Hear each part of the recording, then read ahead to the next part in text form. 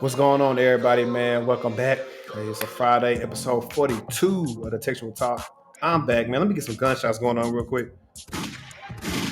Listen, I don't know why the delay was going on, but listen, man.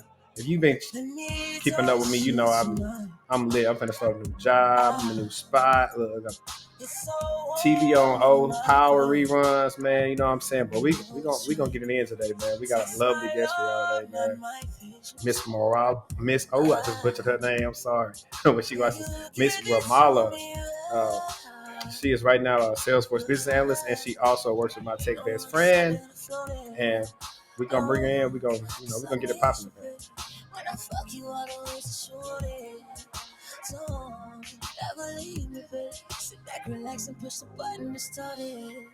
What's going on? What's going on? Hey. All right, let me turn this off now. All right, Tory, appreciate you, but we out of here.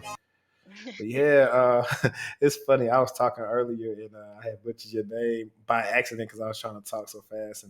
And to bring you back in here, but first of all, appreciate you for joining me today. If you listening right now, you're on Spotify, Apple Podcasts, whatever, make sure you hit the heart button and give us a review, so I can make my podcast pop. You know what I'm saying? And if you're watching on YouTube, make sure you go and hit that like button for the YouTube algorithm and share it out to somebody who need to see this, because we finna get into it, man. I think, before I get into like the first question, I think I asked you about being on here like a year ago, maybe. No, nope. This your first time. Maybe I know like a lot of people, like I just reached out to Premier. I don't even feel like butchering that word right now, but I'll just say prematurely. A lot of people I reached out prematurely, and in a sense, just seeing like what they up to, what they do, how comfortable are they on being on camera. Because honestly, even though this isn't live right now, like a lot of people are like terrified of this. Like Yeah. they're like, I don't like to speak. I'm like, hey, we can do it where we just, if you don't want the video up, we can just do audio. Like, I try to make it as comfortable as possible because I do understand, like, it's a person that is, talking to person. And then who be leaving your subscribers, abandoned because we be looking for the content. We're going to get into that as well. We definitely going to get into that as well. But, anyways, so first things first, tell us a little bit about, how'd you become a Salesforce business analyst, and what do they do?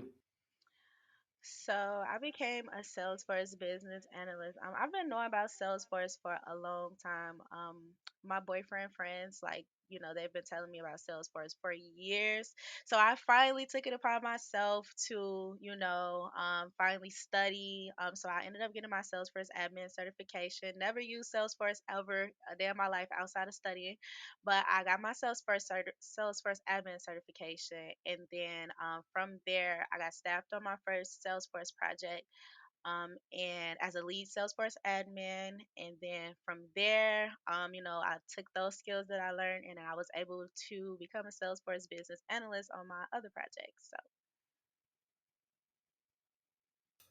Nice, nice. And you like my third like Salesforce guest, but maybe didn't catch it the other two times. Could you explain to the people, what is Salesforce and pretty much what is Salesforce aim to do with their software? Salesforce does so much. They have so many different areas. It all just depends, but basically, it's the customer relationship management tool, a CRM. So, like, you're basically utilizing Salesforce to just keep up with your customers, your clients. It can be used as like an application. It's so many things that Salesforce can do. It has so many different functionalities, depending on the organization and what their purpose of using it is. So. Okay. Okay. Cool deal. Cool deal. Um, with that being said, a lot of the magic question a lot of times with us being in tech or doing anything is being visible on Twitter, YouTube, you name it. The next thing people always ask, hey, do I need a degree to do Salesforce? Do I need a degree to get in cybersecurity? What level of education is required to do Salesforce? No level of education is required to do Salesforce. Salesforce have their own platform where you can get on there. It's called Salesforce Trailhead. It's free. You just sign up with them, and you can learn anything about the Salesforce CRM that you want to learn. So no level of education is required. You just have to be able to read and comprehend. Okay, cool deal. I hope they took that note down. Like, so I'll get into the backwards of it. It's like, and we'll jump around things, but like, how long did it take you to probably like land something like, or let me back up. Before you did Salesforce, what did you do? Yeah, so before I realized that Salesforce is where I should be, I first started off as an IT help desk support specialist. So I was the person who was fixing the computers when people submitted tickets and stuff like that. So that's basically how I got like the groundwork of like understanding tech and stuff like that by being in my help desk role. I feel like help desk is a good role for entry level people to kind of like break into tech with.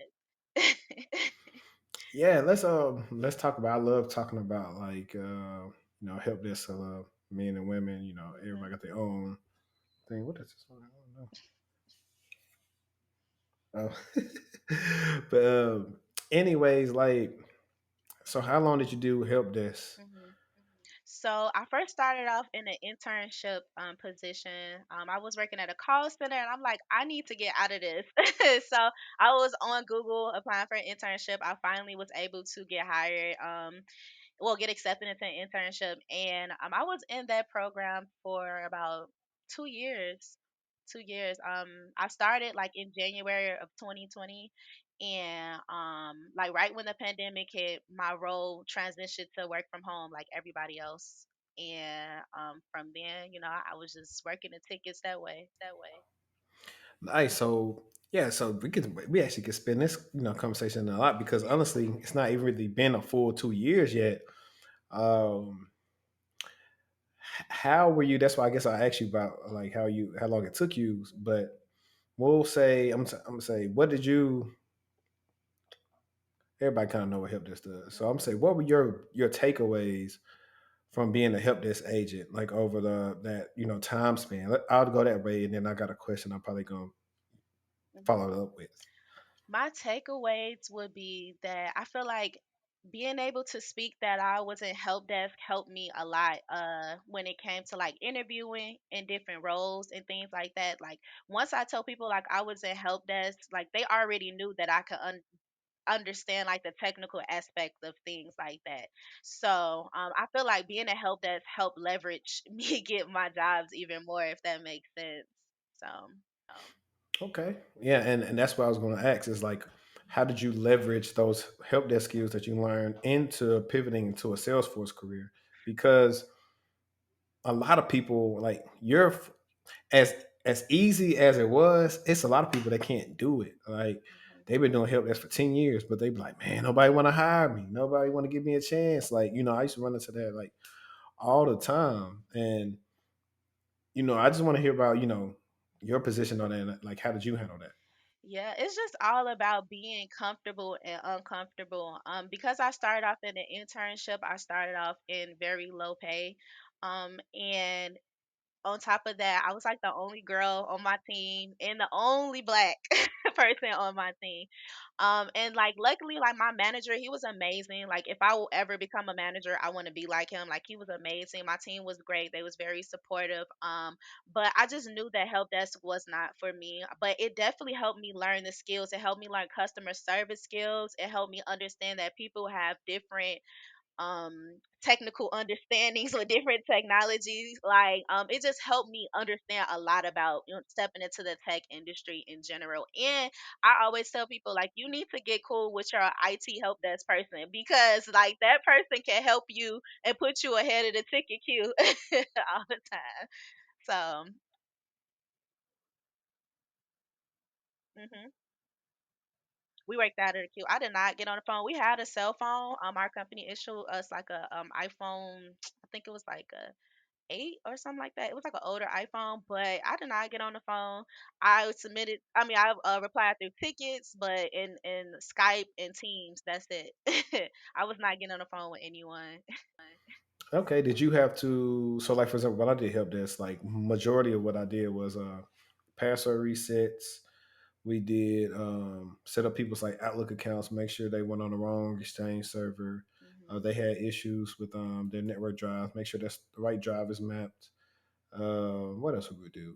Make sure they have the right information. And like at this time, I don't even know Anacam is still being used, but Anacam was like a two-factor system they use. Mhm. Um, we had to make sure like helping them out with like they had these smart cards or PIV cards. It's almost just like having a cat card, which I seen an article somewhere about freaking people had some cat cards with malware loaded on them. I wish I could find Really? that. I But can believe it.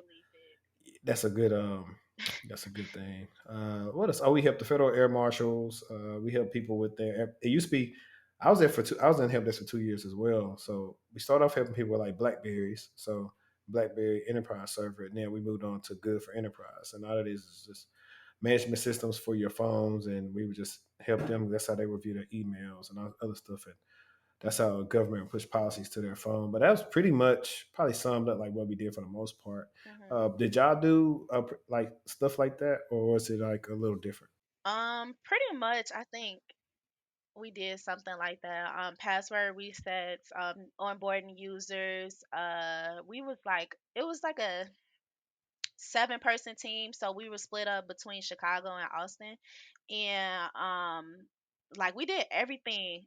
Like I don't even know how to explain it. Password resets, fixing computers. Like our ticket queue sometimes got very overwhelming because like it wasn't just one thing that we did. We did a lot of stuff. So it was me learning the computer inside and out. I actually built my own computer from stuff that I learned from help desk. So yeah, I kind of suck. It kind of sucked because like I was new to YouTube, so I'm like, let me just get this out there. But it was quite an experience, though. I probably won't ever build one again, but it was nice.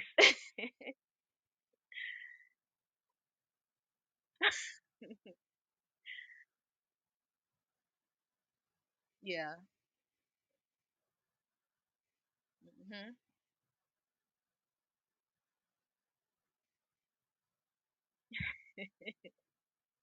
Yep. Exactly.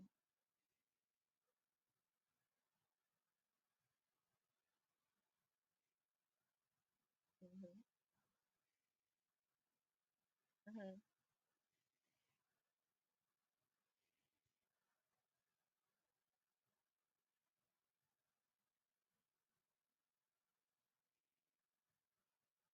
Mhm.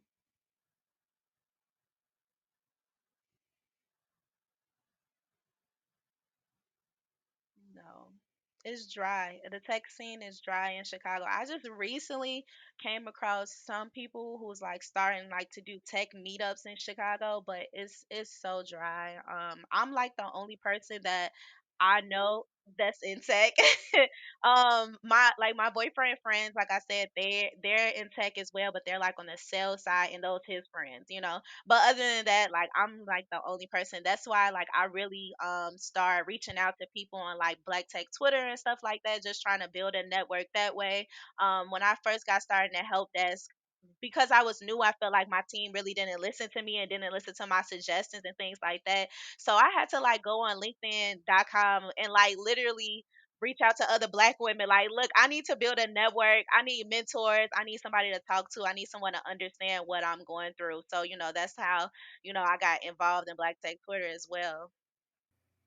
Yeah, and I didn't want to ask that cliche question, but I had to ask everybody's experience is always different. For Mhm. you, being not only being black, but then being a black woman, in tech, you said they weren't listening to you. I know you said you had a good team, but did you experience anything that actually just really pushed you on out of help desk where it's like I gotta do something else? Like, I want to like talk about like that experience part of it, if you have anything to share. Maybe just that they were going back into office.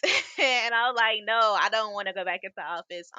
But other than that, like my team, they were like really good. When I first started, I felt like they didn't listen to me, but like as time went on and they, got to know me more, they started to take my opinions and be like, okay, and really consider them. But I really didn't see growth. in the position at all. I just seen more responsibility but not really like growth, and then it's low salary, low pay, and I didn't like that. So What was, if you know, I mean, if you care to share, like, what would they like? Because I always try to see, like, has help desk evolved over the years when I was doing it. Like, I mhm, started off at like, at first I was on contract, I was getting like 17 hour. Then they gave it like 19. So by the time I left, I think I still was like at 19 something. Like they did the cheapest way they could give me 40K, they did. mhm. And so and that was years ago. And so that's why I always try to figure out, like, has it progressed or is it still around the same or Yeah, I think it's kind of the same. Like when I first started off in my internship, I was on a contract, so it was $17 an hour as well. And then actually, I lied. I think it was $20. It was $20 an hour. And then after that, when I became a full-time employee, they uh they moved me up to like 25 an hour. Yep. I think about 50, 52. I think that's what that is, Yep, 53. 50 somewhere around there. Well, that's better, than what I was getting, but I think it's still.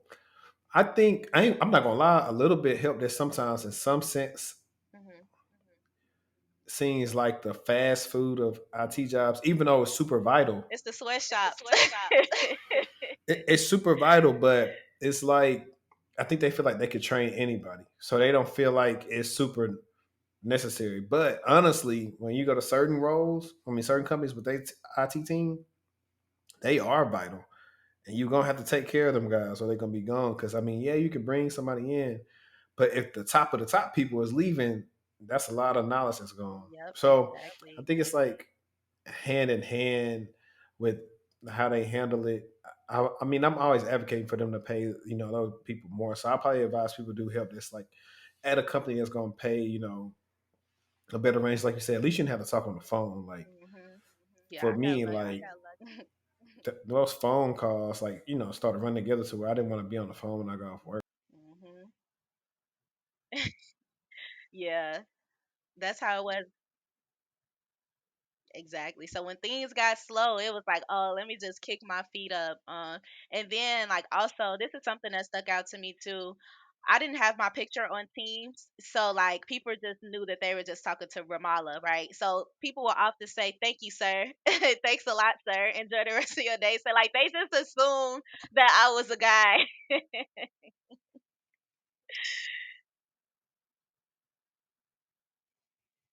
Is That's what I'm saying. But I think it used to be funny to me. At first, I used to be like, I used to correct them like, "Ma'am," but afterwards, I'm just like, whatever, y'all can have it. I want to get off this session with y'all. So, That's, man, I ain't gonna lie. I used to be tough. Like somebody call in, don't know how to use a computer at all. I used to have to have patience to listen, say, hey, click that Windows button. I need you to do this. I guess I can remote in. Because I just try to remote in sometimes because I ain't have time to do that because it used to be hard. What's the internet browser? I was like, oh my gosh, bro. they used to want you to think for them. That's the thing. Me on the phone. Literally. Or I just go on mute while they just talking. I'm like, are you Mm. done? Sorry, you had Shoot, I used to something make that to 15 minutes little stretch. I mean, it was a so here's the thing, right? Just like you learned from help desk, I did. I learned a lot far as soft skills wise. Like say. I know in the business setting how to perceive somebody's temperament. Like, learning how to do that over the phone is actually a skill to where you can de-escalate somebody being upset and fix it because they're not really mad at me. They just mad at what they called in ain't working. Like that was something we did in one of my like last team meetings I had, even though I've been checked out, mentally checked out of that company. But uh, we was giving feedback to one of our coworkers who, I'm not gonna lie, like she didn't see it. She's one of the people that will just stand 10 toes down on like what she meant to do and not understanding how it came out to others. Like, you Mhm. know, we were telling her like, hey, it felt like you was trying to throw us under the bus so you can look good on a day you wasn't even on call. And they was like, well, no, that's not what I meant. I was like, whatever. But in that moment, with my feedback, I could have decided to go hard, but I wrapped it in a way that made it be more constructive. Now, my coworker, that's the woman who's also black. I sensed it. I sensed her finna cut up, but she was catching herself. she was catching her tongue because she was like, because at the end of the day, it affects her the most because she's still gonna be there. And we Mhm. was talking a little bit about that today because I ain't gonna lie. Listen, if you watching this podcast, you know, black people going black people because instead of taking like vacation time, I'm just using my sick time. Cause you get paid from the PTO days, them sick days. Yeah, yeah. Listen, I've been doing some crazy stuff. Like I hope they skip over this part. Like the other day, I was headed to work because look, no cap, like, and I might make this like a short. Like I've never did this before, but I moved farther away from work, and if I don't leave at a certain time, I'm stuck like on the highway for a while going into work. And I was in traffic so long, I started getting sleepy. So I pulled off on the exit of like one of the malls I used to go to. I was in the area, I had to pass the area I used to stay in. So I just pulled over and went like took a car nap. You know what I'm saying? About 40 minutes. Got Wow. up and then went into work. I said I ain't never did that before. But at the Mhm. same time, I put my resignation like 2 weeks ago. I was like, I don't Oh know why they wow. even still have me at work because I ain't been doing no work. Wait, didn't you just get a job? Is this another one? Nah, so I've only been at Goldman Sachs I think 6 months. Okay. So Because this is the one I'm quitting Goldman Sachs. I remember not too long ago you were saying that like you were putting in your 2 weeks somewhere else. Mm. So this Yeah, is it's them. uh Yeah, I put in that too. I put it in time I got the emails at the background cleared, mhm. sent it to him. So Wow. yeah, I mean I'm not normally a job hopper, Mhm. but in this case I had to because they had the game messed up. Yeah, one thing about me, Like I'm a hop some jobs. well, I mean I would advise you to, you young. Yeah. So I mean I would advise that for me it really just depends now. I don't hop because of money because now I get, opportunities outside of work that bring me money. So Mhm. now it's just more so about skill set. Now it's more so about what I learned here, what I learned here, what I learned here to Mhm. piece it together. Because I was telling somebody, it's like I'm taking like all the knowledge I have to where I'm just going to be like director level whenever I feel like want to be a director, to where they can say, oh, okay, this dude has did everything from being Mhm. regular SOC lead, threat analyst. He done did incident management. He done did this here. I mean, he got all the experience. So that's for me. I ain't gonna never tell nobody not chase the money because if the price is right, Mhm. I'll go too. But I'm just saying, just in general. Yeah, I'm chasing the money and the work life balance because Oh, definitely. I can't stand a micromanaging manager. I don't care how good the money is, I'm gone. At least you had a manager that manages. Like that's the thing. So you're early on into your career. You finna like experience a whole bunch of different people, so you gonna know who a good manager and who's not. So I Mhm. definitely know who good, who not. Oh, this Yeah. person only good at like lip service, but other than the other stuff, they're not good. You know, it's just a mess. And you're at a company that is pretty much have a good name, and for the most part, I haven't heard anything bad about them. Yeah, I no, know it's they a did a pretty lot good of good, company. and I know they did a lot of hiring around like this pandemic time. So I think it was like perfect, to where you didn't Mhm. right away time, being on a help desk. Yep. But we're gonna segue back into I did ask you about how you leverage those skills to do Salesforce, and I'm kind of makes it a little bit like an interview because I'm trying to test out different techniques with the people. But like for those that want to know, I know you already talked about a BA, but for being a Salesforce business analyst, how if you had to put the percentages into being technical and non-technical, what's the ratio? Like, what's the percentage of how technical do you have to be, like, to be a Salesforce business analyst? I would say about 45%. Like, you may be in a call with the client and they may be like, is a CRM capable of doing this? You need to know if the CRM is capable of doing it, but you can still tell them like, hey, I believe so, but I can double check and get back with you and ask the developers. So that's why I say about 45% technical because you can always go back and double check with the developers. So Okay, nice. And then next one, tell us about your day to day. So I just really started as a Salesforce business analyst, but I've been a business analyst like twice before. So my day to day on this project, since I just started, it's been just meetings. I would say Tuesdays and Thursdays probably are like my busiest days where I'm in meetings from probably 9 a.m. to maybe 1 p.m. Back to back to back to back. But other than that, my after that, like, my day is pretty peaceful, and right now, like, I'm getting to the point where I'm taking notes during the meeting, so I'm capturing requirements from stakeholders, things like that. So it's pretty easy for now, but I'm still new. I think in like 2 weeks I'm going to be leading our stand up now with like our developers and our testers and things like that. So kind of nervous but kind of looking forward to it. So Yeah, you got this. yeah. Man, when you start working, you be. I'm not gonna lie, man. I just go to different companies like this place still running. That's how I be feeling when I go to places. Like I think one of the things I retweeted one time is like, the security is held up by like, bubble gum and scotch tape. Like job security for a reason. Because if it was too perfect, they wouldn't need nobody. Yeah. That's how I feel about it. Mhm. So I know, and we'll go back into this just a little bit. You talked about LinkedIn and you talked about trying to get a network.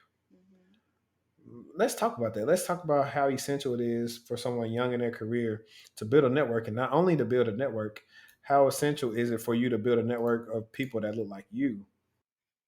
It's very important.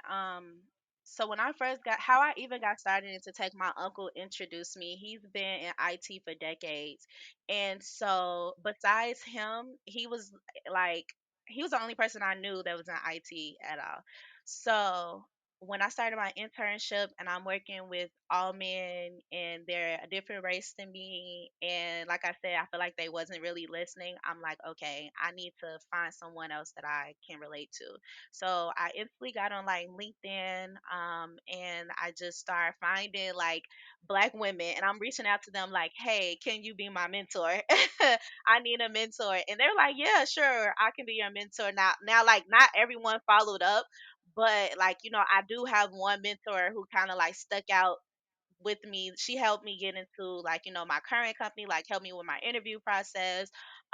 She's at another company now, but she's like, whenever I'm ready to come over that way, just let her know. So like it's very important to like build your network. And then I went on to Twitter because I'm like, okay, LinkedIn is the more corporate, formal type of things. I need to see some more people that's like around my age that I can kind of like relate to. So I found Black Tech Twitter. I don't remember how I found that. I think I just literally Twitter searched like black tech or something like that, and like the Black Tech bot like retweeted me or something, and like I was able to just find like a lot of black people that were like in tech, and it was good. Like I'm like, okay, wait, this like a whole community that I didn't know existed. But a lot of these people were like in the DMV area, like on that side of the United States, and I'm like, dang, no one is in Chicago. So but yeah, it's very important to build that community, because like now if I'm going through something, I can just tweet it, and like a lot of people will tweet me back, be like, I can relate to you, or I know some people that I can just reach out to and just be like, hey, I'm going through this. Like even with you, I think when I was trying to get my cybersecurity job one time, like, and I was asking you like, how, do you know about this position? What you think about that? Like you were giving me kind of some advice on that as well. So like it felt good to have someone that I could kind of just go to, and ask those questions. So it's important to build your network. Yeah, definitely. And I'm just happy like you all don't have to be like me trying to break in 2013 because Hmm. this didn't exist. Wow. It was try to go get Sec Plus and CH and hope it stick, which was horrible. You know, making it harder on yourself, paying for a cert that's expensive and really don't mean nothing. Like Yeah. that's me when they talk about the CH. I'll be ready to fight every time somebody do Look, I that took work the like A plus and I failed, and I'm like, you know what? I'm gonna leave CompTIA exactly where it is. Like, Yeah, I think that's one of the things like CompTIA, like they word the question that way a way where you have to be sure of the best answer out of the answer choices. Mhm. Because your answer could technically not be wrong, but it's not the best answer that come to you at once. Yep. Yep. And that's the whole thing. I know when I got that Sec Plus years ago, I messed up on like all the simulation parts because at the time when you used to get a Sec Plus study guide, it came with like a disc for your laptop. Well, at the time my laptop, for whatever reason, the disc and stuff wouldn't work, so I was not able to do the labs. But I Wow. knew everything else so well that I aced that, so I was able to pass like that. And That's that's how I dope. ended up like start doing. I got that cert right before like my last quarter of undergrad, so I just thought like I know I'm Mhm. gonna get something. But my approach to getting the job and stuff was wrong. I didn't have I had like two people, funny enough, and I need to bring him on though, because he's been working at. Am I allowed to say your company or what? Mm-mm. Oh. Okay, well, no, I respect that policy. That's why I just No, said thank it. you. I If appreciate it. Yeah, if I would have said it, I just would have went and found like that little dolphin noise on Oh, SpongeBob okay. and threw it over there. But now one of the guys I know, like my cousin went to school with him in high school, and he tried to help me out. He referred me to some jobs at your company years ago. Mhm. It never really stuck, and I think it's just because like I made the resume video not too long ago. It's just like I'm seeing why I was having issues. I couldn't see it then. I just thought, I got this cert and I'm finna be out of school. Like, why are people playing on my top like that? Yep. Because it's not stuff they really. That be my whole gripe about school is like a lot of professors not being honest. It's like you got us doing all these quizzes and all this stupid stuff, but you're not telling us that these companies out here, unless it's like they got some type of program for new grads and they want you to come out of school. But that's a good way to go though. That's definitely a good way to go. That I feel like it's overlooked a lot.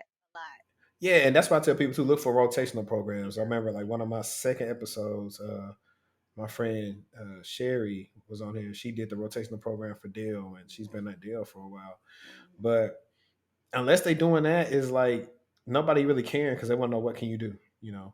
Bad like nobody like. First of all, I have a little brother right now. Shout out to there, and he just graduated Wednesday, That's dope. uh, and we celebrating that tomorrow. But uh, he's about to go to school, and I said, okay, if you gonna go against me, because I really don't want him to go to. He want to go to a school I did undergrad at, major what I did. Mhm. I was advocating for, hey, go do community college because them classes they have classes that's going to actually get you the certifications, Yeah. and you can always go back to the other school if you want to. But I'm trying to make the best route for you.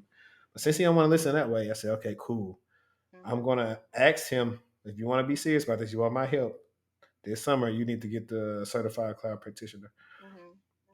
So that's the cert I want him to get because I was like, my goal is your first year. Our goal is to get you an internship Mhm. to where now either you do so good at the internship that they ask you to come back, or you get a full time job where you can do school at your own discretion. Like Mhm. that's the goal. I'm not trying to have people go through school 3 and 4 years for no Yep. reason. Then be at the end saying I need some help. And Mhm. if you a college, I mean, think about going to college or you in college now. Watching this, like try to get an internship. Apply everywhere. Yep.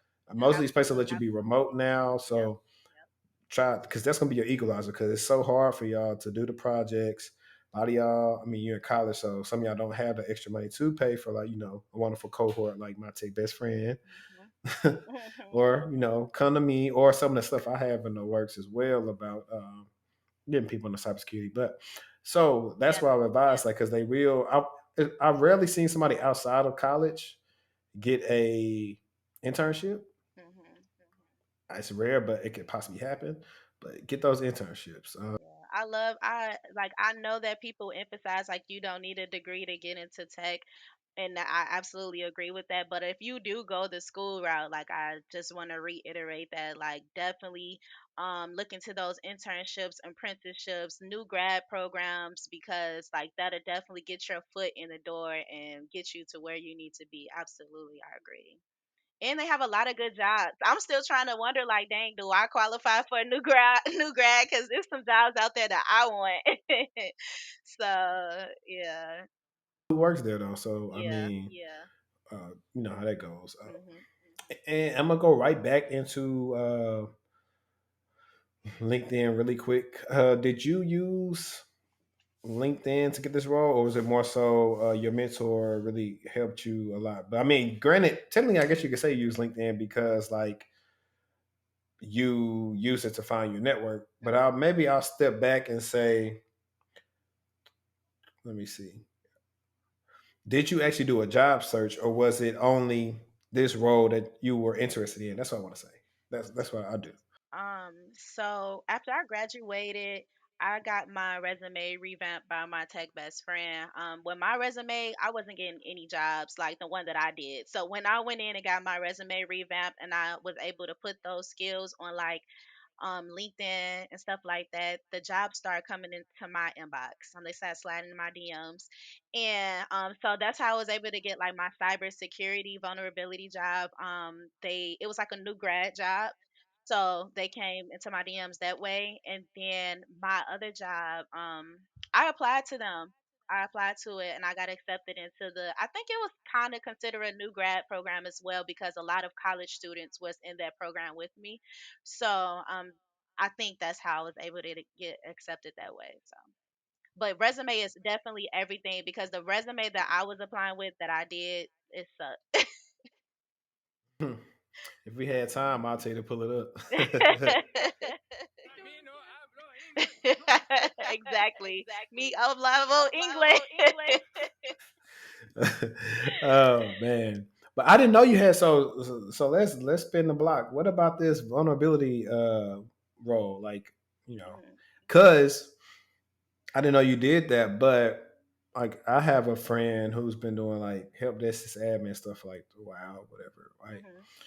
And me and him talk back and forth, and he's always talking about, oh, they ain't biting this and that, and I'm like, I know they. Every time I say, he say they not biting, and I say I know they not. Why they not biting? We almost end up getting into an argument, and that's because I did his resume. I mean, I made it look nice, but it's only so much I can do without Yeah. other stuff you need to add to it. And Yeah. I'm not gonna just add stuff for the sake of you adding it because it ain't gonna benefit you none. Yeah. But I tell a lot of people, hey, if you help that system admin, a lot of times you've been doing vulnerability management. Like you could, tweak your resume and say you was doing vulnerability management and Mhm. just go get you a vulnerability management role where you really focusing on that. And Yeah. not to you making more money and less stress. Mhm. Can you briefly talk about that? Yeah, so in my vulnerability role, I wore a lot of many different hats in this role. So not only did I just work on vulnerabilities within a company, I was also kind of like a project manager as well or a business analyst. I was talking to different projects every day, just assessing the applications that they were using, just trying to see, where would there be any vulnerabilities, like things like that. It was like a lot with that role. But I feel like I always tell people I think that healthcare is kind of a little bit more easier to get into as far as like cybersecurity because like they absolutely need all the cybersecurity that they can get. So I always tell You say people that one more time. healthcare is a good way to go if you're trying to get into cybersecurity because they need all the cybersecurity they can get as far as that. Um, so. Yeah, because briefly, and shoot, it's old now, but when I was doing the two job thing, Mhm. um, doing COVID, uh, my second role was like being a lead at a SOC that had a specific uh, contract with a company that did healthcare stuff. I don't know what exactly they did. I ain't gonna say too much about their name, but Mhm. that's what they did. And I was like, man, this sim environment is a mess.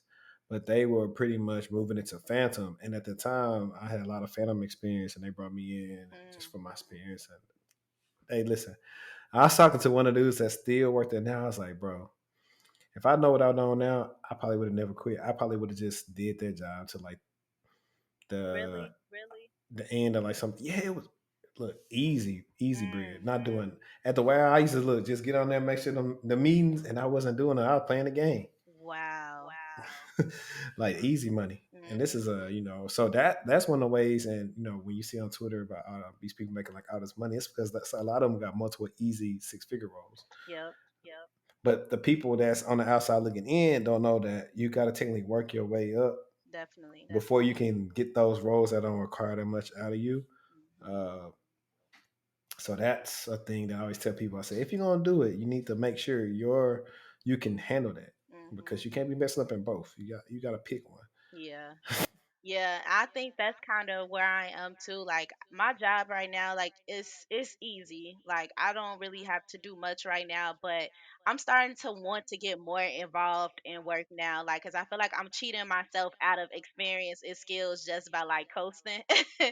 So I'm trying to get more involved now, and like even now, I'm working on another Salesforce certification. Like I'm trying to be like the Salesforce expert because that's like where the bag is too. So I'm like, constantly just sharpening up on my skills and stuff like that. So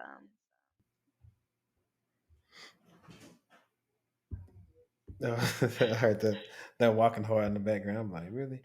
But yeah, and that's the thing. So like, okay, I remember when you did briefly give us like a range for the help desk role because we'll talk about this in a second. Could you give us a range like if somebody was going to be a Salesforce business? Because a lot of my episodes I forget the access because I know people really care about this, mhm, and I forget the access, and it don't be it really because I really don't care what people get paid really. I mean, mhm, but I always tell people when they're doing that research, to kind of like do their research, right? mhm. But what range do people expect for like entry level Salesforce business analyst? I would say on a low spectrum, maybe 60K on on a low spectrum.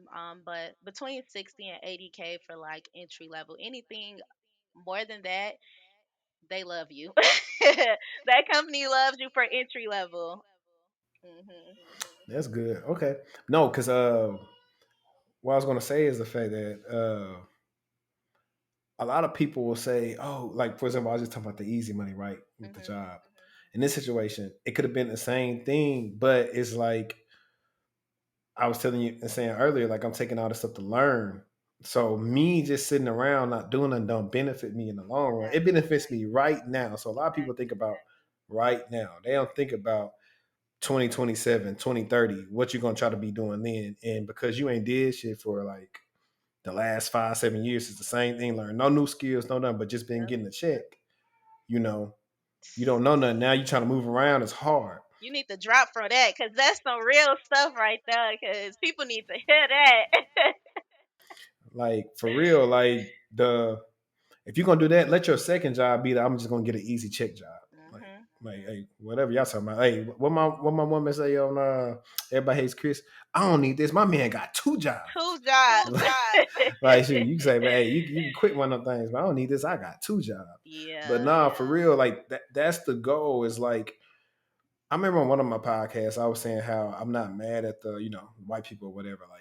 Like normally, and one of the things is like free game for people listening. How I assess companies is when I step in and I meet everybody, I start seeing who look like me at the top, because then that started letting me know where my ceiling is at the company. Mm, But at the same time, I'm not even mad at that. I was like, only reason why a lot of us aren't at the top is because they were in the market first and just started hiring their friends. Like when you start working a lot, and the longer you work, you're gonna start seeing like a lot of these names are the same. And this person that worked at this company for 20 years and they've been friends and they just brought this person over. Because mhm. at some point, it's really no reason to like have a technical interview. Like I can't tell you the last time I had I lie. Last time I had a really technical interview was late 2020, or it might have been 2021. That's Mhm. probably like last time. Other than that, everything's been more so more of my soft skills, like how I'm gonna handle my team and this and that. Like even with the job, I just accepted. Like Buddy told me at the end of the interview, say, hey man, let me just be transparent with you. We gonna offer you today. You're gonna be hearing Wow. from Right then HR and and there, like they told you right on the spot. he was like, you're gonna hear from HR probably like on Wednesday. HR hit me up the same day. Like I interviewed on a let me see, I moved on April 29th. So I interviewed I think it was like the 25th, Mhm. April 25th or whatever. If I think that was a Monday. Talked to HR that day. We negotiated. By Thursday, I had signed the offer letter. By Thursday Wow. night, they started like the background check stuff. They ain't play no games. Right. I mean, because I mean they really needed somebody, and I knew that I had I think I probably knew I already had this job because like the my future manager hit me up on Good Friday. He called me on Good Friday, and I honestly, and I ain't even really when I applied this role, I really didn't expect nothing. Like Mhm. I didn't reach out to nobody. No, I lied. I did reach out to a recruiter, but it was some dude that just started, so he didn't help me. So technically, I didn't really reach out to anybody. And they had seen my profile and called me, but I was also like I just put in my video, like I was in this running for this Liberty Mutual role, and that role Mhm. that was some big money right there. But they just took so I don't know why. Like I already knew the director liked me because my friend she pretty much told me about the position that wasn't even posted yet. He said he loved your resume. They're gonna send you over to rec so you can apply. Mhm. So it took about a week and a half for them to finally get back to me. So I'm like, I don't know what y'all thinking in this market. Like you taking too long. I was like, I couldn't spend another day driving to work just off the, possibility of landing that role. Like I could have said, I ain't gonna go with this role and then try to do the other one. But the opportunity cost is potentially they don't pick me. Even though the upside is like to make more money, Mhm. I was like, you know, Yeah. I canceled like a lot of interviews like that. I told people, I said, hey, I already accepted a role. Should something change, I'll reach back out to y'all. Mm. Because Have Dropbox did the have same thing. have you done that? Have you like reached back out to a role like, "Hey, is this still available?" After you already told them you got something else? Yeah. So when I was back when I decided to spin the block on auto recruiters in my inbox, I seen I looked at Xerox was reaching out to me, and I hit the lady up, say, y'all still hiring for this? She said, yeah, I applied. I didn't end up getting that one. I don't know what they really were looking for. I guess I want to get fit, but yeah, I mean, I spend all the time. I always like add the recruiters back and talk back to them, or I sometimes say like, oh, I know somebody who would be good at this role, Mhm. and I try to find on somebody. And that way, we just keep some type of bond, and where we, we talk. Like even I hate to reach back out to the Amazon recruiter too. Like Amazon, that was like one and done. But I already knew at the beginning. I said I'm not finna go through a long process with nobody. I don't care who you is. Like Mhm. I need to be. What's your cutoff limit for interviews? Like, Maybe three. Really, no more than two. Honestly, it should really be only a screening.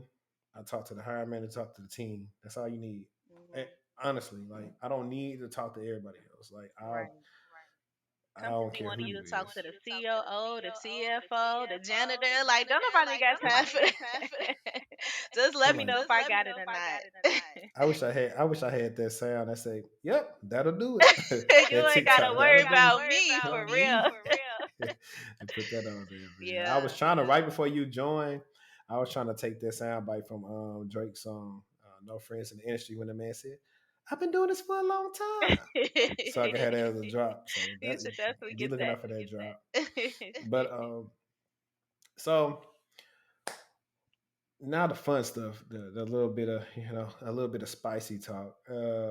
We talked about tech Twitter. I always bring everybody that's on Twitter about Twitter.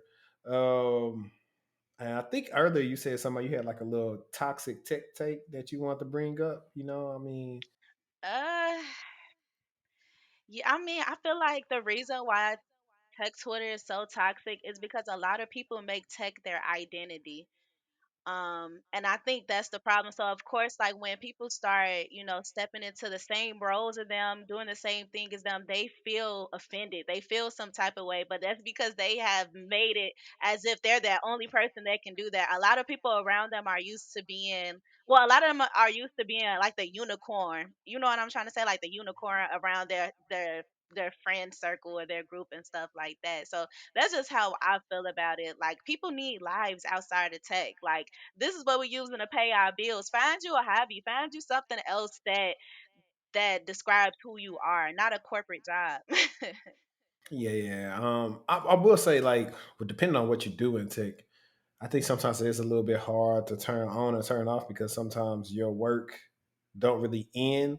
Like some jobs you can close your shit and you can go on about your day. And some it just got teams on your phone, all this other crap is going on, and you got to do that crap, and you're like, bro, like I muted them other emails from the old company. Guys, like I don't care what y'all say, Mhm. no more. Like I get it when I get it. If you really need me, you got my number.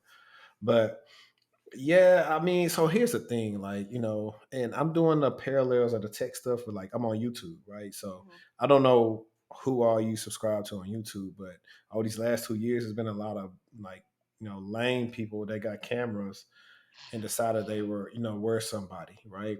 It's the Mhm. same thing you see with like some of the tech bros or even some of the girls. Is like, The girls people are terrible. very terrible. They way Catty. worse than us. I say every time I said y'all want to usurp the man and be like the man, but really y'all don't really want to be the men. Y'all just it's just lip service. Y'all don't really want to because I see a lot of y'all saying I really want to be a housewife. Like it'd be funny to me. I was like, Not wait a me. minute. Not me. I want my own money. I don't want to be no housewife. But You say that, but I I mean, you still love don't. family and stuff like that. You gonna love like man, my little girl's like 2, and then my other baby girl Zelly is like I put her on a story by accident today because I know I just put it like close friends Mhm. just because of I don't like people having that much access to me. Oh, y'all saying But she's cute. She's so cute. yeah, she's about to be 8 months, but they grow so fast. Mhm. So that's really like the whole thing about it. That's why I say you probably want to stay at home for a while. I mean, like when I get to that point though, but if I retire, I want to retire myself. Like I don't want to retire off of my man money, like because a man can leave. Like I want my own money. Like when I have kids, I want to have kids because I want to have kids, and I know that my kid's gonna be straight off of me, not off of what their dad has.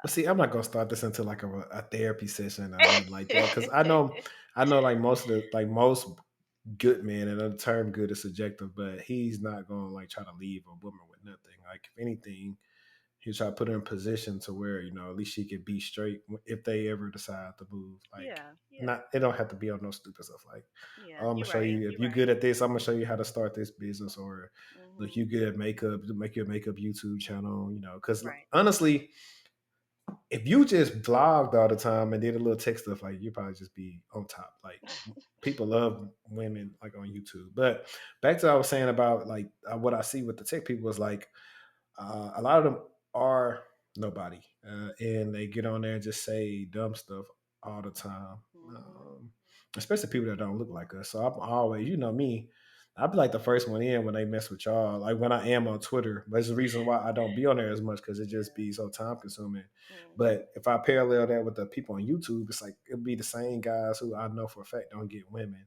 be giving advice about women. I'm just like, bro, Really, I don't see them. I don't see. I be more on Twitter, so I see it more on Twitter than I do on YouTube. you don't want to. It's a waste of time. Like Mhm. but that's what I saw is like, I get it.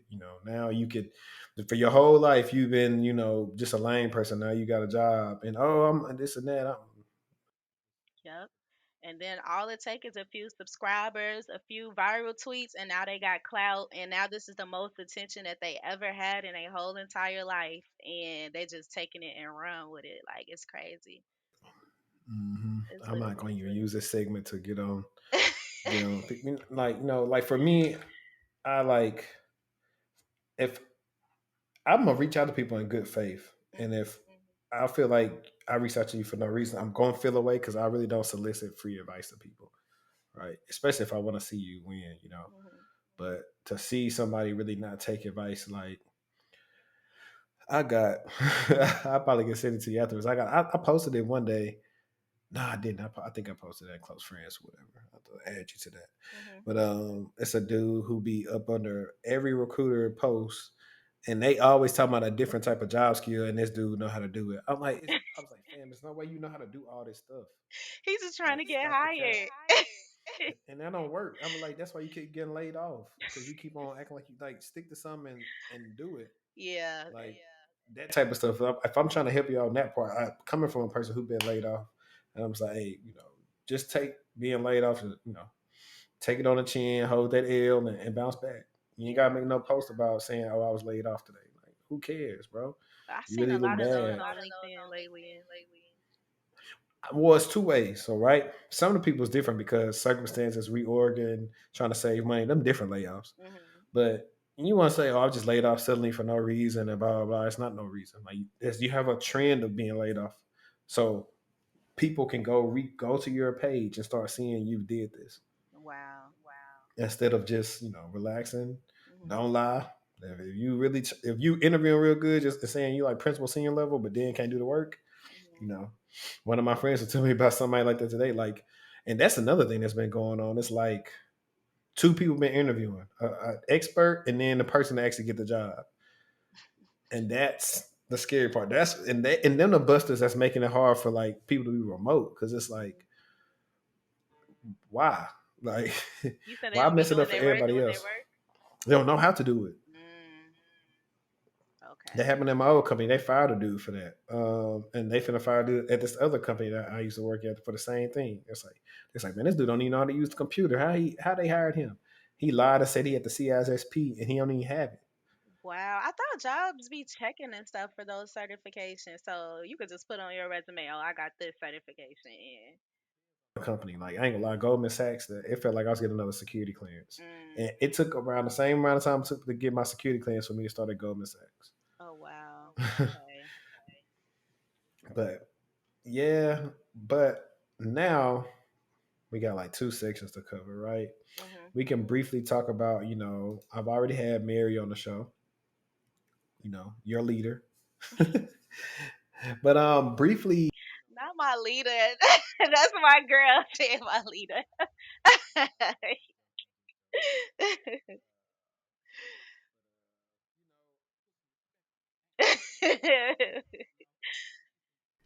I just feel like that's how I know y'all feel about, my tech best friend, because it's a lot of, and and we talked about earlier, it's more women that's detractors or trying to be detractors, not knowing that actually every time they do that dumb stuff, it actually make my tech best friend more popular. Absolutely. And you know, you would think the people would stop that they every other week they see somebody doing a good success story, like I got success with my tech best friend, this and this and Mhm. this, these testimonials, right?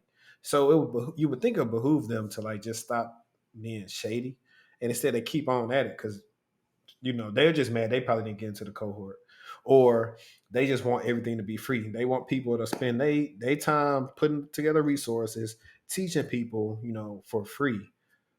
Where you ain't never went and told the people at Yale, Harvard, wherever state you in, like Mhm. LSU, um, hey, all these classes should be free. You ain't never tell them professors they should work for free, but Exactly. yet somebody else trying to give you something that's more beneficial, that's pretty much niche down, is going to help you secure a job faster. It Mhm. should be free. It should be $20,000 over going to school. School, the one that should be $4,000. If you want to ask me, but I just don't understand that point and how they keep on doing that. It's like you know everybody else, they're laughing because it's. I hate to say it. I hate to say it, y'all, but look, Today I got time, cuz. it be your own people. It do. It be your own people trying to bring your ship down, Yep. and that ain't right. Like, but we're not going to talk about the detractors. I just want you to briefly talk about, like you said, you went through my tech best friend, and I believe you also are like an advisor with them, right? Mhm. So I just want you to briefly talk about, like, my tech best friend, and then what do you do as an advisor, and Mhm. how people can actually you know get in the waiting line like Jordan's for It is like Jordan's. I seen someone like, "Can I sell my kidney?"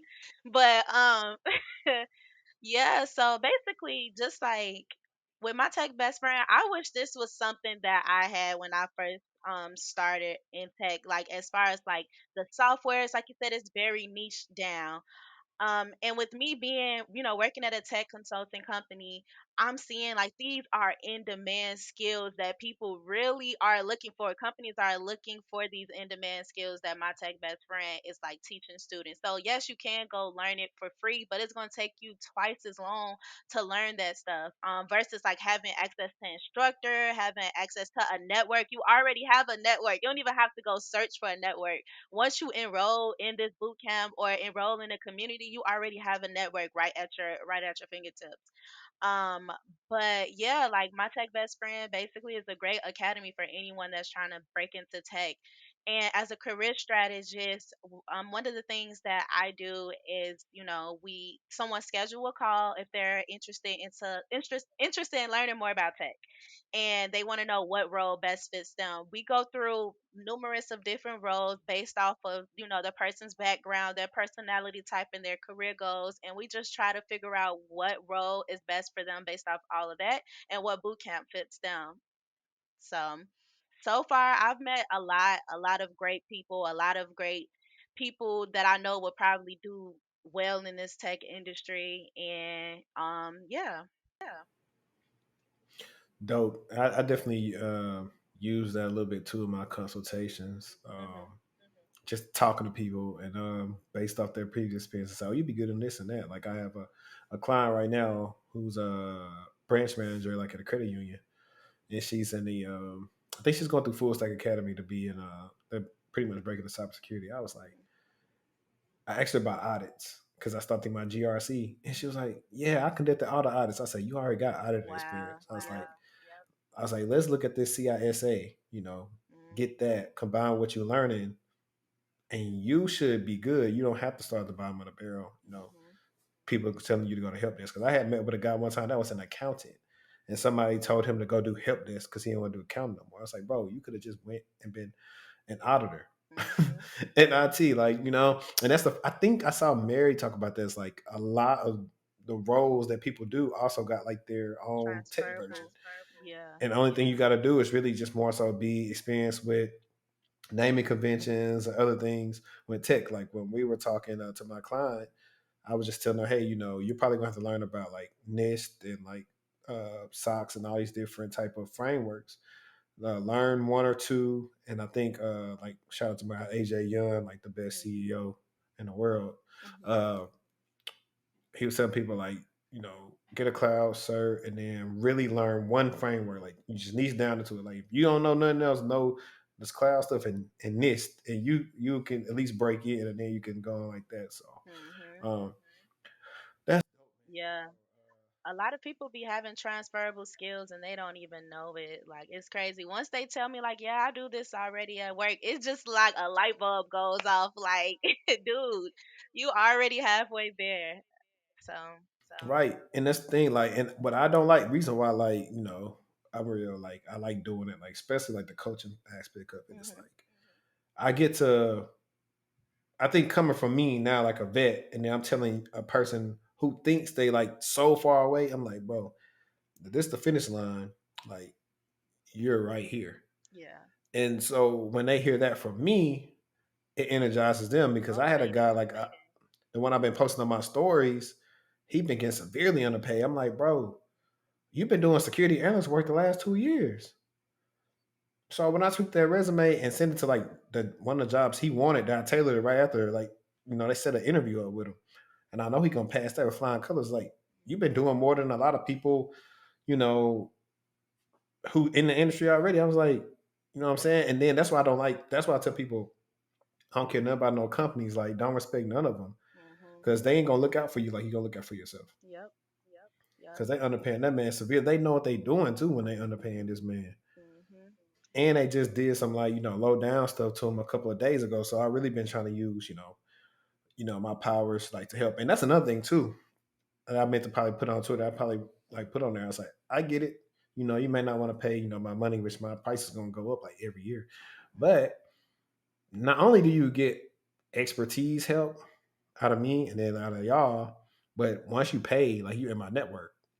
So even if you're not an active client at the time, if I know you're still looking, I need some help, Yep. I tell people all the time, hey, hire this dude. I've been working with him. I worked with him like 6 months. He's good. Yep. And that's what I did today when I was talking to somebody like on their behalf. And sometimes they know it and sometimes they don't know it. And I was like, so, you can't really get that anywhere else. Like I talk about in my book about like how most jobs, are like pretty much like internal or networking. Like they never get posted. Either Yep. they get somebody that they already know, or somebody at another company say, "I know he can do this." Bring him on. It's like that. So Mhm. that's why you got to even the playing field. So sometimes as the one life will say, it ain't what you know. For real, your network is your network sometimes. That's so true. Like, That's good. But the last part we're gonna talk about though is the good old YouTube that you've been forsaken. I hit you with the about time. I was like, dang, You like definitely you did. definitely did. My streets been waiting, like because I'm not gonna lie, like I think that's why shout out to Dayspring, why Dayspring's YouTube is like taking off like that because these people, his subs, well, most of them now and then keeping on out are on his journey with him. Hmm. Like I've been in the game, they're still kind of part of my journey, but not like him. Like they saw him start off from a dude that was studying like for A+ and this and that, got an internship, got his first job, got a second job, now is a security engineer, data dog, and doing all this other stuff. That's exciting. Like Hmm. they're on that. So Yeah. I was like, streets waiting on you because we trying to see, what you got going and what you finna be doing in your career. So I was like, we need that. Like what? So honestly, what made you want to start the YouTube channel? Yeah. So basically, when people would ask me like, "What do you do?" and I would tell them like, "Yeah, I'm in tech. I'm in IT." Like they would literally just give me like a blank stare, like because a lot of people don't know, especially in Chicago, like a lot of people don't know what that is. So, first of all, I want to say like on TikTok, every time I see a black woman or a black person, a person in tech in general, when they're like, "Oh, I'm in tech," I'll be so happy because it's more people out here now to explain what tech is. And I feel like we get more respect now because I feel like, it's not as popular as like a doctor or a nurse or things like that. So I think part of the reason why I started my YouTube journey is to bring awareness to this career field. A lot of, like I said, a lot of people don't know about it. A lot of people don't understand that we used to code MySpace pages back in the day, and that was HTML, CSS. Like I feel like that's part of the reason why they took that away from us because our skills was gonna be skyrocketing.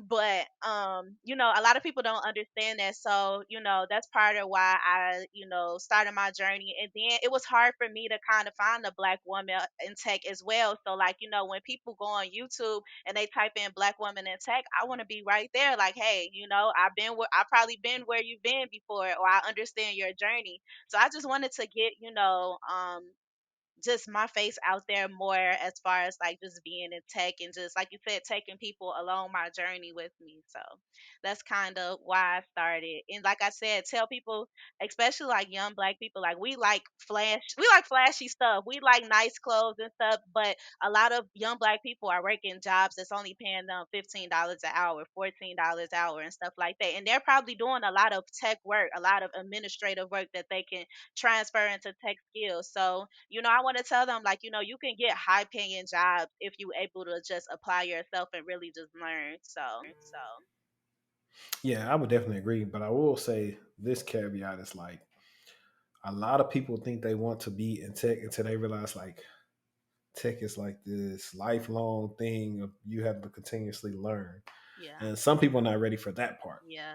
But I'm glad you said that because I was like really doing some self evaluation and I'm like, wait a minute. I noticed like I'm not good at dancing. Like I don't have no rhythm. I'm not good at singing. I definitely cannot draw, but I learned that like learning is my talent. I feel like I've always been good in school. I've always been good at just learning new concepts and comprehending. So that's why I feel like with me and tech, it was like a match made in heaven because it is constantly learning. I'm constantly massaging my brain with knowledge and stuff. So, Yeah, I mean, definitely. And I feel you on the representation part. That was the biggest thing. Like, you know, me starting my YouTube and also the podcast. Like, mhm, like you said, you type in cybersecurity. Now you see it's a couple of us like me, Dayspring, mhm, Top Tech with 50. You got my guy Keep It Techie. You got Black Heights. You got what's Cisco Soldier Uncle Trey? Shout out to him.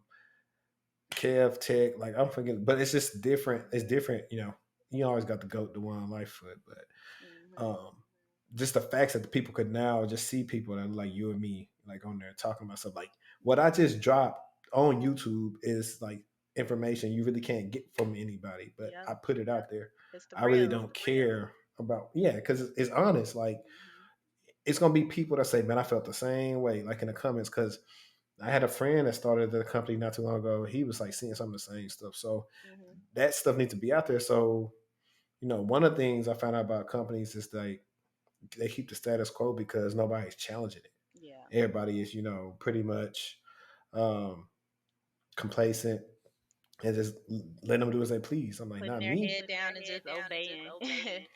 I've always been a rebel. Even when I worked help desk and I knew we was getting underpaid and we was doing the most work and really we pretty much helped that contract build the building. I was Mhm. like, fam, all we gotta do is tell niggas we ain't answering no calls in 30 minutes. We'll get some raises. For real, Did because it work? we had no, they were scared. I'm like, we have clearances. They ain't finna fire. They can't just bring people in here and work. We have clearances. Yeah. I've always been that type of person. I get it why they want to do it, but they just don't be thinking. I was like, that's why y'all continue getting paid, what y'all getting paid. Yeah. No, that's real. At my help desk job, I definitely was underpaid. Like I was underpaid, and my male coworkers definitely got paid more money than I got paid. So, and that's because I only knew that because they were like transparent with me about their pay, and I'm just like, oh, wait a minute. I guess that's a good thing then. What? Because I know dudes like, see, we was on contracts, man. So one of the guys, everybody was getting paid differently because we Mhm. was different contractors, but working in the same place. And one dude was getting like, I think he was getting like 40 or 45 an hour just to answer phones. And then even when we got to the phones, he said, man, I don't want to do this. Hit his contractor up and they put him in a different department. Oh I was wow. like, man, this man he was getting He was it. there for a long But that time. I think he might still be with the company, but he wasn't. No, we all started at the same time. We was in the same. I think me and him was like in the same training class. Okay. Um, but that was pretty cool. So back on the YouTube tip, you know, what's been like some of the your struggles with it? I guess, well, not struggles, but I know personally, like the hardest thing about YouTube, hardest thing about me doing a podcast is consistency. Scheduling, time management, like shooting, like for me, it used to be hard because like I didn't have my dedicated space. I had to wait. I used to have to wait till the babies would sleep or whatever because they'd be, going hard or whatever. So it would be like, man, I really want to record now, but I have to wait. So a lot of times I was either recording while they were asleep or late at night. Just okay, but Mhm. it really messes with how consistent you can be, and that's like the number one thing. Like when it comes to YouTube, also is like this is my second channel. Like my first channel was like related to boxing, right? Mhm. So I made a lot of mistakes on there. So people can go back to that. If you want to look up Banco, well, it's actually Banco Entertainment now. Um, Shout out to Sir Michael Rock. So please never like try to sue me for using Banco. But if you go back to that, you see how bad it was in the beginning. Like you think this first video on this channel is bad, go to them. And to how it got to, because I was learning, and that's the thing. Like when we got to YouTube segment. Like if you want to do YouTube, you want to learn, just do it and just research and dedicate time to the craft. Because me doing this YouTube has brought me, like I said, other ways of making money outside of this based on what I've learned from YouTube. I'm talking about when I really make videos where I want to grab your attention, where I want to get straight to the point, like structure my videos and all this other stuff, like stuff I learned by getting better on YouTube. Yeah. But that's something stupid. I thought it was something important. But about you, like, you know, can we expect, some consistency? Yeah. So I had to just get into my rhythm of things with like YouTube. My first video was still like my most popular videos. Like people are still commenting on that one. They're not even commenting on like my last videos for real. But I think I just had to develop like a rhythm and like a process of like, how I wanted to do my YouTube videos. I know that I hate editing, and I'm not good at graphics. So for my last video, I hired a graphic designer. Her name is Imani, and she did great. Like she knew exactly what I wanted. I don't know how, but she just did. And then for my video, I hired a YouTube editor off of Fiverr, and he did good at editing my video. He charged about like 150, and she charged about somewhere, like she did my whole YouTube rebrand though. But I know that I did not want to do that because like I'm not making money from YouTube yet. So it's like I'm using my money like to pay for that stuff. So like that's the only thing that's like kind of getting me as far as like YouTube. And even like with TikToks, I want to start like filming like day in the life TikToks and stuff like that. But it's hard like picking up a camera, like capturing stuff. Like it was something to happen. I'll be like, dang, I should have recorded that. Like you gotta be like on point with that type of stuff. So it's just learning how to work the camera for real and like capture those moments. And yeah, and then like knowing what's next to talk about on YouTube too. Like YouTube is much longer. People attention spans are shorter now. Like they like 3 minutes long. So You got to do like hand signs and stuff like this. yeah. But honestly, with YouTube, the longer the video, the better. Because even if let's say you made a 50-minute video, but Mhm. only 1,000 people watch 3 minutes, that's better than you made a 2-minute video and 1,000 people watch 1 minute. Okay. So that's what the terms of like long videos is, and your analytics will show you like when people start to check out or whatever. And Yeah. this, I mean, the goal is really you want to look at topics, but also just like what's working for you Mhm. and how can you make better like videos. I don't really worry about views and stuff. I know like, hey, my content's good, Mhm. or some videos I may not like. I say, dang it, like I've been reason why I did a lot more. Like people love my reactions, that's Mhm. why I've been doing more reactions. But for whatever reason, my MacBook has been tripping with the software and stuff like that. When I try Mhm. to do it, like there's a lot of lagging going on. So I'm trying to figure out how I'm gonna adjust that. But it's really just about like the longer you do it, you're gonna figure out what works for you. And like the editing thing, I mean, it just depends. Like if you have a script that you write out and you stick to that, then you can just cut out the parts where you're not talking, and then that should be suffice. Like, it don't really have to be. I know people who don't do a whole bunch of heavy editing, and they got nice channels. Like Yeah. if you want to do it like that, I mean, I wanted to get into editing. I'm not a professional person, but like I edit my stuff. Like sometimes I go in if I have to edit more. I Mhm. didn't really. I probably trimmed like 2 minutes off the video today and just did some slight stuff and Final Cut Pro. But I just put time to doing that because it's like, it's just to me, I added like a skill in the utility belt. Mhm. So Yeah. in case, like eventually one day I won't have time to do it and where I'm making enough money where it's reasonable to say, okay, boom, these are editors, they can do it. Instead Yeah. of me coming, out of my pocket for it, Mhm. because it's YouTube. You just gotta wait till the algorithm start algorithm. I'm not gonna lie though, it feels so good to just pay somebody, and I would literally delegate my life if I could. Like, and that's probably I am a little bit lazy. I'm not gonna lie. So, like, if I could delegate my life, I would. So it feel good, like just paying someone, and they like, oh yeah, here go your video, here go your thumbnail, here's your flyer. But for the sake of like being, saving my money and stuff, I definitely should like finish editing. I tried to teach my little sister. I bought her a whole Udemy course on how to edit YouTube videos. I'm trying to tell her like this is going to be a whole career in the future. Like people are trying to be influencers. They're trying to have YouTube videos, TikToks. Like this is a whole career field in itself. Like if she's on YouTube all day studying trends anyway, so I'm just like learn how to edit my YouTube videos. Like my and this is the thing. I'm gonna eventually get into TikTok content. Like I never really. All you gotta do a lot of time to blow up on TikTok, you can do with the trends, and then you can also answer questions.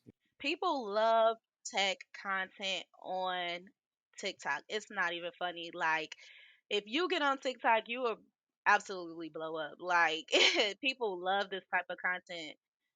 Right, and I'm on there. Like so, what I do now, it's been growing. Like for me, it's the hashtag thing. I have to figure out how to hashtag just right because like Mhm. my Instagram reels do better than my TikToks, and they'd be the same content.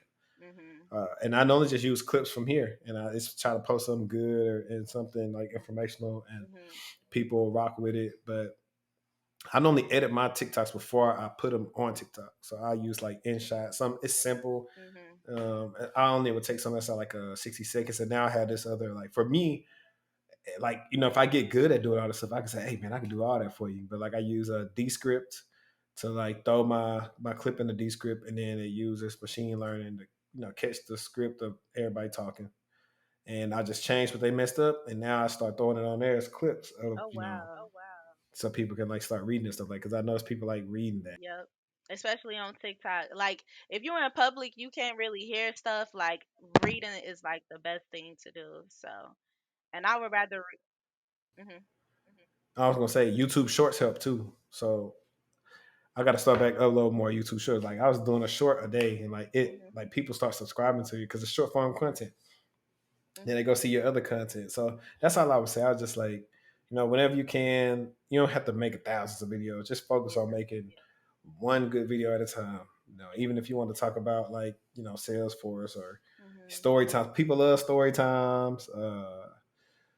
Day in the lives are always dope. Like it don't even have to be long. If you did like a 6 minute day in the life, Hmm. there's tips and tricks. Like I know my first day in life, I did it where I just blurred up the screen so people can see the screen. Hmm. But I mean, that was actually like super simple. Like I don't know, it's really takes taking the time figuring out how to do it, and if you want to, it's for me, it's like a creative release Hmm. a little bit. So recording it and then putting it together, I don't care who like it. Like I just put something. Yeah. No, someone's gonna like it. Definitely. I seen someone say like, "Don't you worry about the engagement that you get. You just worry about putting that content out there." So that's real.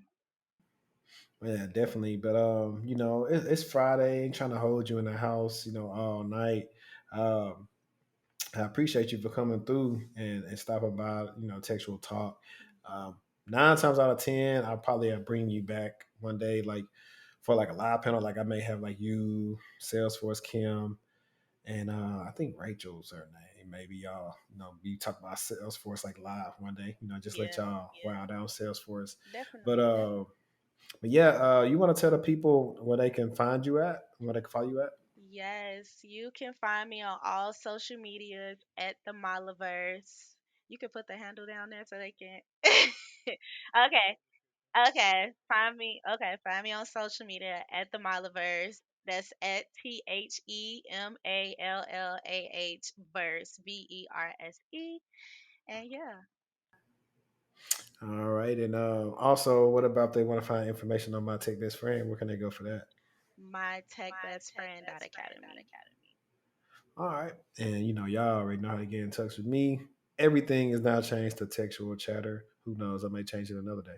But appreciate y'all for rocking with me. Make sure y'all go ahead and leave a comment, leave a rating on the podcast. But until next time, let's stay textual.